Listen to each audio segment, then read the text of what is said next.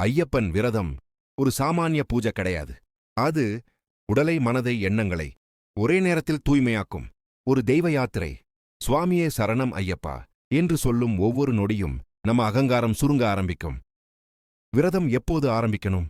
பொதுவா மண்டல காலம் 41 நாட்கள், சிலர் 18 நாட்கள், 13 நாட்கள். ஆனா 41 நாட்கள் விரதமே முழு பலன் தரும். விரதம் ஆரம்பிக்கிற நாள் சுத்தமான மனசோட சுவாமி மாலை அணிந்து குருசாமி அல்லது மூத்தவர் ஆசீர்வாதம் வாங்கி.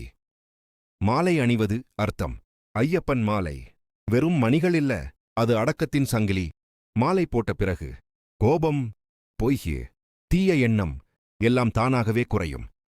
உணவு விதிகள்: விரத காலத்தில் சுத்த சைவம், மது, புகை, மாமிசம், வெங்காயம், பூண்டு சிலர் தவிர்ப்பாங்க.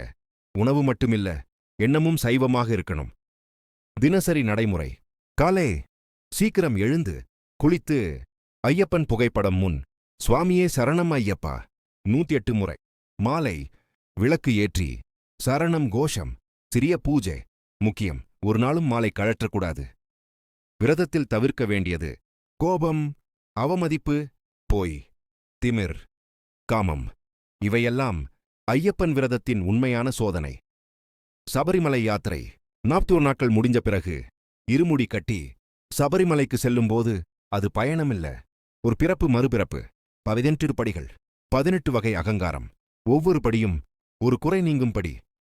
விரதத்தின் பலன்: ஐயப்பன் விரதம் பணம் மட்டும் தராது.